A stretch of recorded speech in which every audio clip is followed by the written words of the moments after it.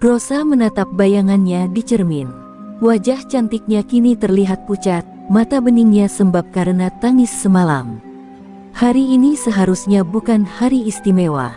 Bukan hari ulang tahun, bukan hari kelulusan. Tapi semua orang di luar sana bersorak seolah ini hari bahagia. Padahal, bagi Rosa, ini adalah hari pemakaman bagi kebebasannya. Gaun putih gading yang menggantung anggun di tubuhnya bukan gaun impian, melainkan jeruji besi tak kasat mata yang menahannya dalam sangkar bernama kewajiban dan utang keluarga. Bunga melati yang dikenakan di sanggulnya terasa seperti duri yang menusuk kepala. "Pakailah ini," ucap ibunya, Bu Marni, seraya menyematkan rangkaian bunga itu. "Calon suamimu suka wangi melati." Rosa tidak menjawab, tenggorokannya tercekat. Ia ingin berteriak, tapi suaranya tertelan amarah dan putus asa. Ibunya bahkan tidak menyadari betapa gadis itu merasa seolah tubuhnya bukan miliknya sendiri lagi. 3 minggu lalu, semuanya masih normal. Rosa, siswi kelas 12 yang cerdas, sedang bersiap mengikuti ujian akhir. Ia punya mimpi, kuliah di kota besar, menjadi penulis, dan membahagiakan ibunya. Namun takdir adalah perampok. Ayahnya meninggal mendadak karena kecelakaan kerja di pabrik kayu. Dunia mereka runtuh dalam semalam. Utang menumpuk, warung kecil ibunya merugi, dan kehidupan berubah jadi neraka yang pelan-pelan menghanguskan impian Rosa. Saat itulah datanglah Pak Burhan. Pria tua itu, kepala sekolah sekaligus guru sejarah Rosa, menawarkan bantuan. Uang, sembako, bahkan janji melunasi semua utang. Namun dengan satu syarat, Rosa harus dinikahinya. "Ia bisa menyelamatkan kita, nak," kata Bu Marni sambil menatap anaknya yang berlinang air mata.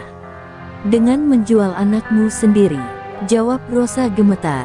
"Dia itu guru sejarahku, Bu. Umurnya 2 kali lipat umurku." Ibunya hanya menangis. Ibu nggak punya pilihan.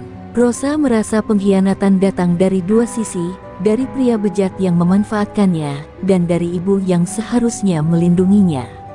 Tapi di rumah sempit itu, suara Rosa tak punya ruang. Jeritannya tenggelam dalam logika kemiskinan. Hari-hari berikutnya, Rosa hanya bisa menahan air mata saat fitting baju pengantin. Setiap orang memuji kecantikannya, tak ada yang tahu bahwa yang mereka rayakan adalah tragedi. Pak Burhan datang setiap sore, membawa makanan dan perhiasan. Senyum liciknya membuat Rosa merinding.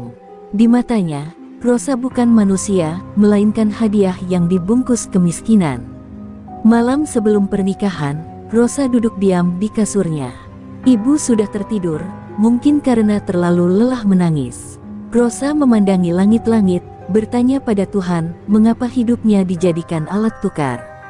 Pagi datang. Musik gamelan terdengar dari luar. Tetangga berdatangan, memberi selamat.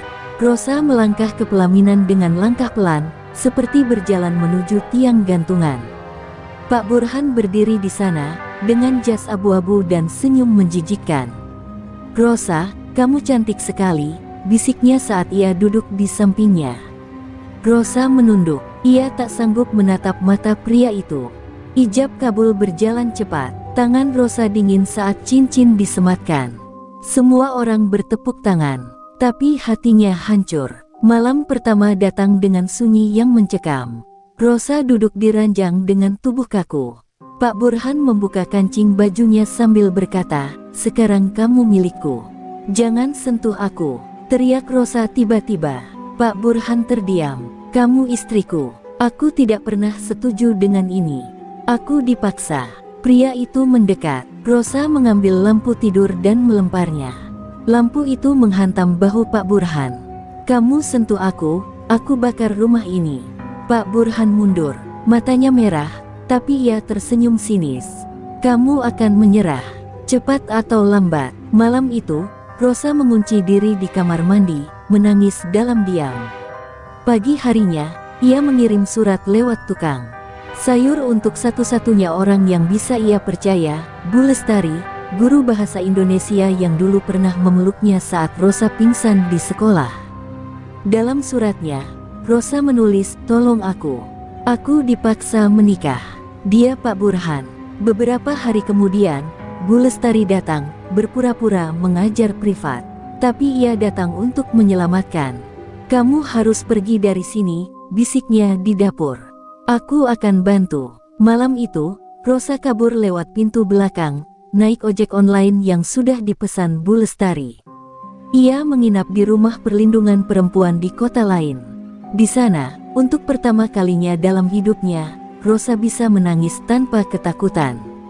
Berita tentang pernikahan paksa itu viral. Bu Lestari mengungkap semuanya ke media. Polisi mulai menyelidiki. Pak Burhan dipecat dan diadili. Bu Marni dihujat banyak pihak, tapi Rosa diam. Ia tak ingin membalas ibunya dengan kebencian. Beberapa bulan kemudian, Rosa mendapat beasiswa dari Lembaga Perlindungan Perempuan. Ia ganti nama dan pindah kota. Tapi mimpi lamanya tetap sama, menulis. Setiap malam, ia menulis kisah hidupnya. Luka demi luka dituangkan dalam kata. Ia ingin suaranya menjadi cahaya bagi gadis lain yang dipaksa diam. Buku pertamanya terbit dengan judul Perempuan yang Tidak Pernah Memilih Tapi Bertahan.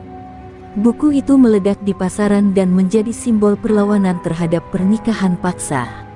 Ibunya, yang kini tinggal di desa dan menjual keripik, menangis saat membaca buku itu.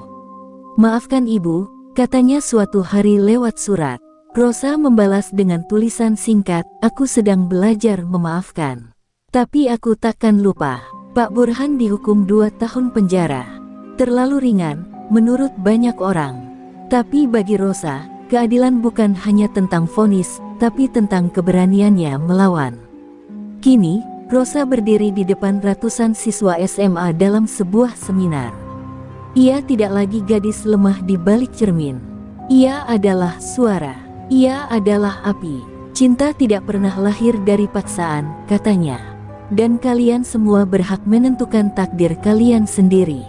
Rosa tersenyum. Luka di hatinya belum sembuh sepenuhnya. Tapi kini ia tahu, luka bisa berubah jadi senjata.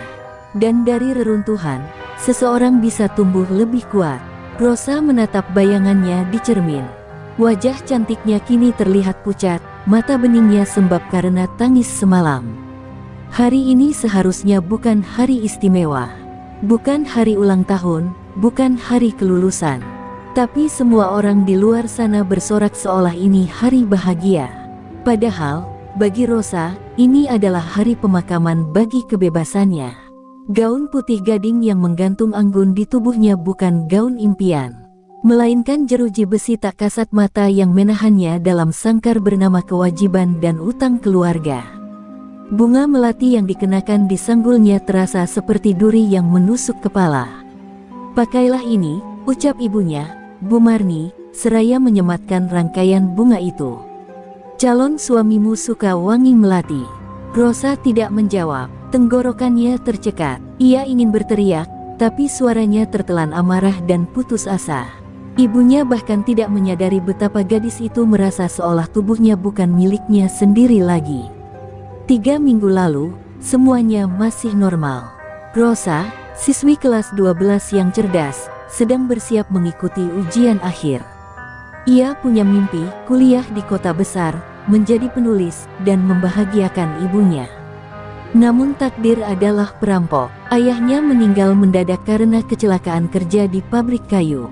Dunia mereka runtuh dalam semalam.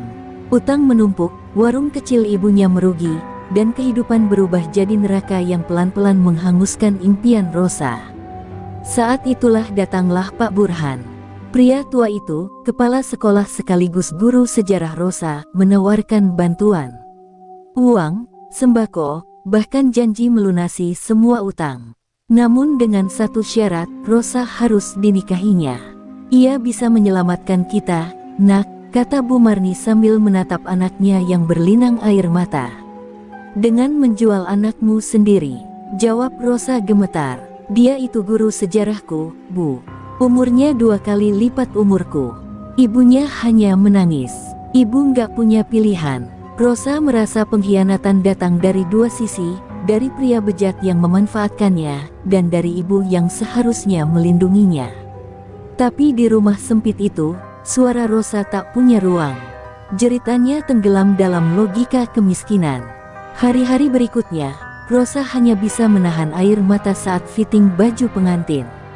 Setiap orang memuji kecantikannya, tak ada yang tahu bahwa yang mereka rayakan adalah tragedi.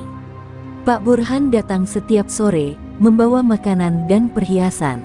Senyum liciknya membuat Rosa merinding. Di matanya, Rosa bukan manusia, melainkan hadiah yang dibungkus kemiskinan. Malam sebelum pernikahan, Rosa duduk diam di kasurnya. Ibu sudah tertidur, mungkin karena terlalu lelah menangis. Rosa memandangi langit-langit, bertanya pada Tuhan, mengapa hidupnya dijadikan alat tukar. Pagi datang, musik gamelan terdengar dari luar. Tetangga berdatangan, memberi selamat.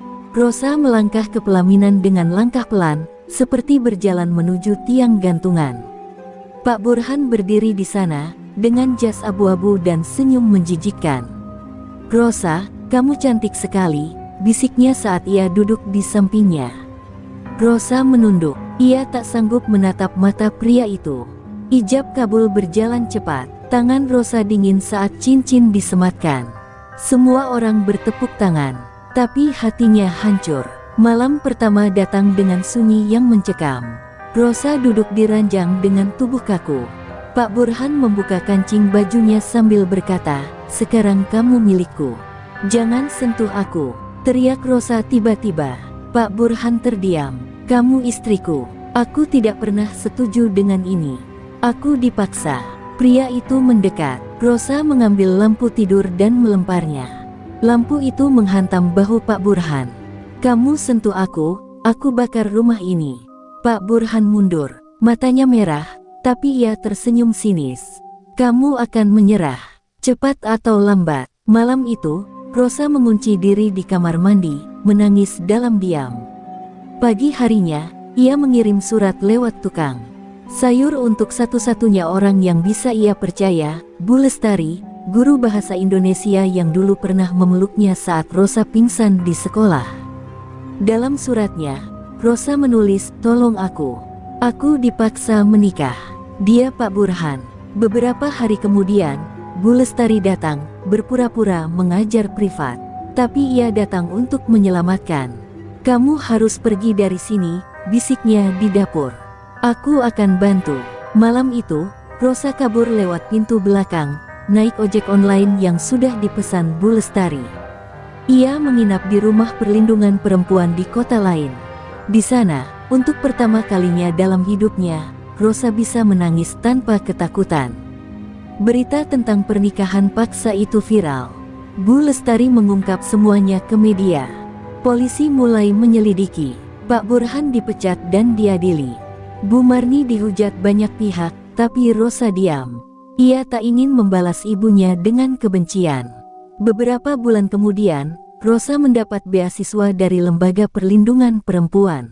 Ia ganti nama dan pindah kota. Tapi mimpi lamanya tetap sama, menulis. Setiap malam, ia menulis kisah hidupnya. Luka demi luka dituangkan dalam kata. Ia ingin suaranya menjadi cahaya bagi gadis lain yang dipaksa diam.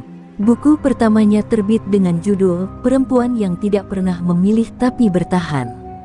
Buku itu meledak di pasaran dan menjadi simbol perlawanan terhadap pernikahan paksa. Ibunya, yang kini tinggal di desa dan menjual keripik, menangis saat membaca buku itu. "Maafkan ibu," katanya suatu hari lewat surat. Rosa membalas dengan tulisan singkat, "Aku sedang belajar memaafkan. Tapi aku takkan lupa." Pak Burhan dihukum 2 tahun penjara. Terlalu ringan, menurut banyak orang. Tapi bagi Rosa, keadilan bukan hanya tentang vonis, tapi tentang keberaniannya melawan. Kini, Rosa berdiri di depan ratusan siswa SMA dalam sebuah seminar. Ia tidak lagi gadis lemah di balik cermin. Ia adalah suara. Ia adalah api.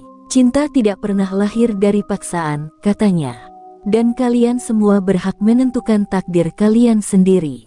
Rosa tersenyum. Luka di hatinya belum sembuh sepenuhnya. Tapi kini ia tahu, luka bisa berubah jadi senjata.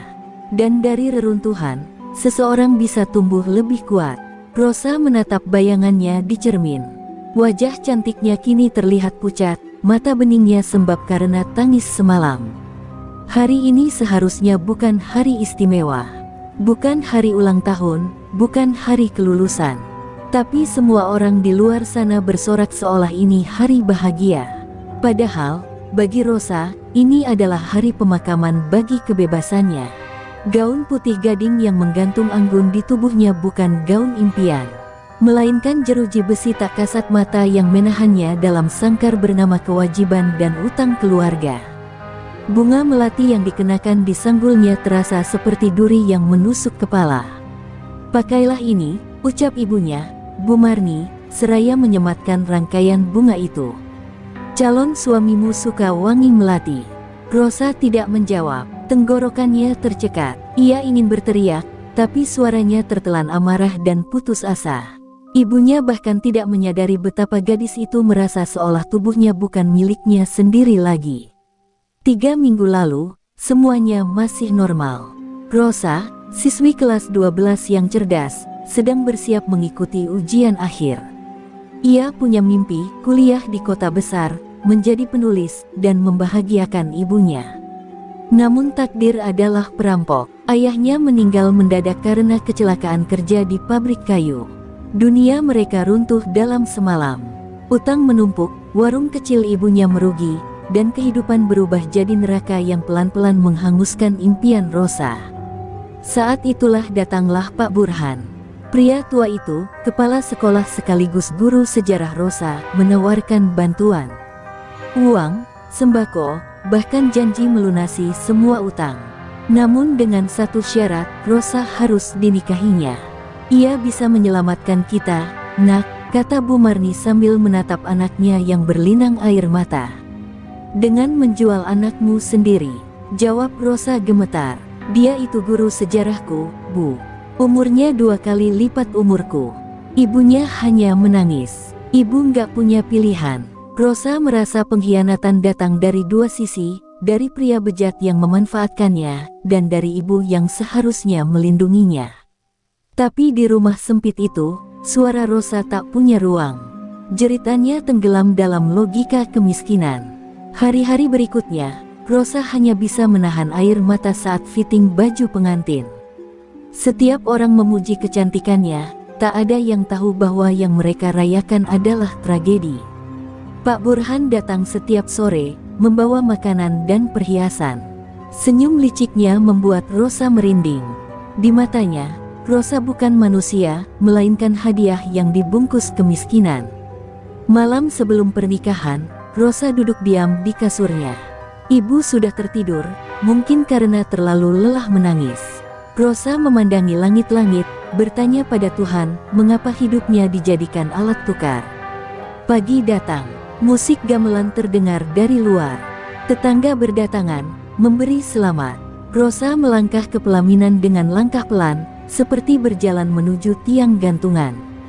Pak Burhan berdiri di sana, dengan jas abu-abu dan senyum menjijikkan. "Rosa, kamu cantik sekali," bisiknya saat ia duduk di sampingnya. Rosa menunduk. Ia tak sanggup menatap mata pria itu. Ijab kabul berjalan cepat. Tangan Rosa dingin saat cincin disematkan. Semua orang bertepuk tangan, tapi hatinya hancur. Malam pertama datang dengan sunyi yang mencekam. Rosa duduk di ranjang dengan tubuh kaku. Pak Burhan membuka kancing bajunya sambil berkata, "Sekarang kamu milikku. Jangan sentuh aku," teriak Rosa tiba-tiba. Pak Burhan terdiam. "Kamu istriku. Aku tidak pernah setuju dengan ini. Aku dipaksa." Pria itu mendekat. Rosa mengambil lampu tidur dan melemparnya. Lampu itu menghantam bahu Pak Burhan. "Kamu sentuh aku bakar rumah ini." Pak Burhan mundur. Matanya merah, tapi ia tersenyum sinis. "Kamu akan menyerah, cepat atau lambat." Malam itu, Rosa mengunci diri di kamar mandi, menangis dalam diam. Pagi harinya, ia mengirim surat lewat tukang sayur untuk satu-satunya orang yang bisa ia percaya, Bu Lestari, guru bahasa Indonesia yang dulu pernah memeluknya saat Rosa pingsan di sekolah. Dalam suratnya, Rosa menulis, "Tolong aku. Aku dipaksa menikah. Dia Pak Burhan. Beberapa hari kemudian, Bu Lestari datang, berpura-pura mengajar privat. Tapi ia datang untuk menyelamatkan. Kamu harus pergi dari sini, bisiknya di dapur. Aku akan bantu. Malam itu, Rosa kabur lewat pintu belakang, naik ojek online yang sudah dipesan Bu Lestari. Ia menginap di rumah perlindungan perempuan di kota lain. Di sana, untuk pertama kalinya dalam hidupnya, Rosa bisa menangis tanpa ketakutan. Berita tentang pernikahan paksa itu viral. Bu Lestari mengungkap semuanya ke media. Polisi mulai menyelidiki. Pak Burhan dipecat dan diadili. Bu Marni dihujat banyak pihak, tapi Rosa diam. Ia tak ingin membalas ibunya dengan kebencian. Beberapa bulan kemudian, Rosa mendapat beasiswa dari Lembaga Perlindungan Perempuan. Ia ganti nama dan pindah kota. Tapi mimpi lamanya tetap sama, menulis. Setiap malam, ia menulis kisah hidupnya. Luka demi luka dituangkan dalam kata. Ia ingin suaranya menjadi cahaya bagi gadis lain yang dipaksa diam. Buku pertamanya terbit dengan judul Perempuan yang Tidak Pernah Memilih Tapi Bertahan. Buku itu meledak di pasaran dan menjadi simbol perlawanan terhadap pernikahan paksa. Ibunya, yang kini tinggal di desa dan menjual keripik, menangis saat membaca buku itu. "Maafkan ibu," katanya suatu hari lewat surat. Rosa membalas dengan tulisan singkat, "Aku sedang belajar memaafkan. Tapi aku takkan lupa." Pak Burhan dihukum 2 tahun penjara. Terlalu ringan, menurut banyak orang. Tapi bagi Rosa, keadilan bukan hanya tentang vonis, tapi tentang keberaniannya melawan. Kini, Rosa berdiri di depan ratusan siswa SMA dalam sebuah seminar. Ia tidak lagi gadis lemah di balik cermin. Ia adalah suara. Ia adalah api. Cinta tidak pernah lahir dari paksaan, katanya. Dan kalian semua berhak menentukan takdir kalian sendiri. Rosa tersenyum. Luka di hatinya belum sembuh sepenuhnya. Tapi kini ia tahu, luka bisa berubah jadi senjata. Dan dari reruntuhan, seseorang bisa tumbuh lebih kuat. Rosa menatap bayangannya di cermin. Wajah cantiknya kini terlihat pucat, mata beningnya sembab karena tangis semalam. Hari ini seharusnya bukan hari istimewa. Bukan hari ulang tahun, bukan hari kelulusan. Tapi semua orang di luar sana bersorak seolah ini hari bahagia. Padahal, bagi Rosa, ini adalah hari pemakaman bagi kebebasannya. Gaun putih gading yang menggantung anggun di tubuhnya bukan gaun impian, melainkan jeruji besi tak kasat mata yang menahannya dalam sangkar bernama kewajiban dan utang keluarga. Bunga melati yang dikenakan di sanggulnya terasa seperti duri yang menusuk kepala. "Pakailah ini," ucap ibunya, Bu Marni, seraya menyematkan rangkaian bunga itu. "Calon suamimu suka wangi melati." Rosa tidak menjawab, tenggorokannya tercekat. Ia ingin berteriak, tapi suaranya tertelan amarah dan putus asa. Ibunya bahkan tidak menyadari betapa gadis itu merasa seolah tubuhnya bukan miliknya sendiri lagi. 3 minggu lalu, semuanya masih normal. Rosa, siswi kelas 12 yang cerdas, sedang bersiap mengikuti ujian akhir.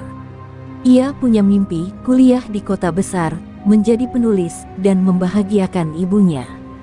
Namun takdir adalah perampok. Ayahnya meninggal mendadak karena kecelakaan kerja di pabrik kayu.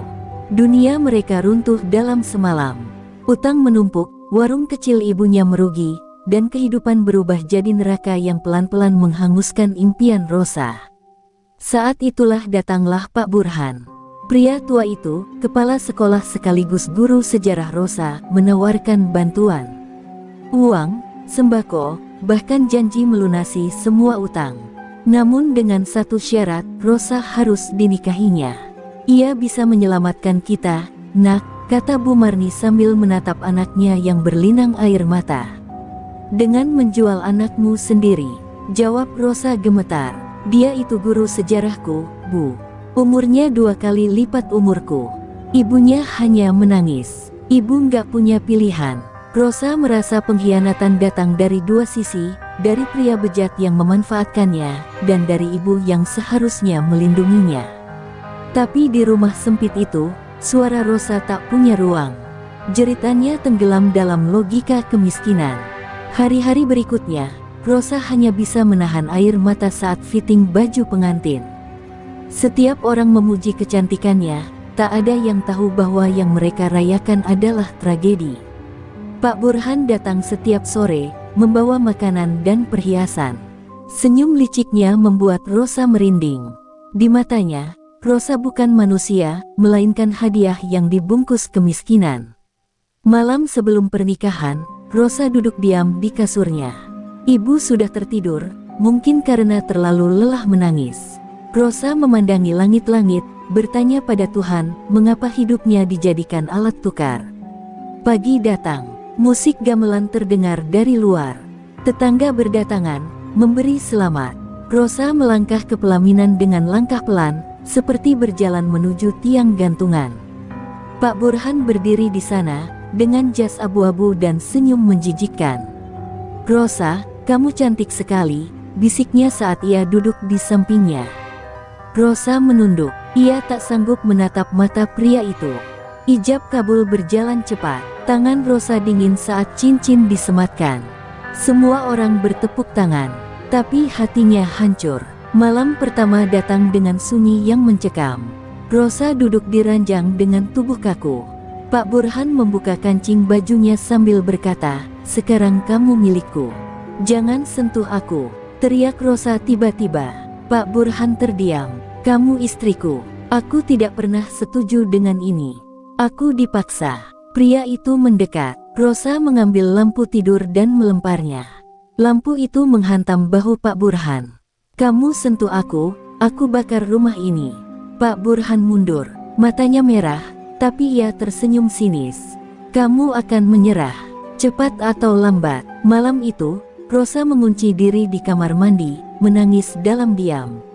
Pagi harinya, ia mengirim surat lewat tukang sayur untuk satu-satunya orang yang bisa ia percaya, Bu Lestari, guru bahasa Indonesia yang dulu pernah memeluknya saat Rosa pingsan di sekolah. Dalam suratnya, Rosa menulis, "Tolong aku dipaksa menikah." Dia Pak Burhan. Beberapa hari kemudian, Bu Lestari datang, berpura-pura mengajar privat. Tapi ia datang untuk menyelamatkan. "Kamu harus pergi dari sini," bisiknya di dapur. "Aku akan bantu."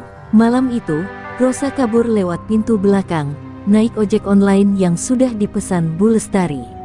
Ia menginap di rumah perlindungan perempuan di kota lain. Di sana, untuk pertama kalinya dalam hidupnya, Rosa bisa menangis tanpa ketakutan. Berita tentang pernikahan paksa itu viral. Bu Lestari mengungkap semuanya ke media. Polisi mulai menyelidiki. Pak Burhan dipecat dan diadili. Bu Marni dihujat banyak pihak, tapi Rosa diam. Ia tak ingin membalas ibunya dengan kebencian.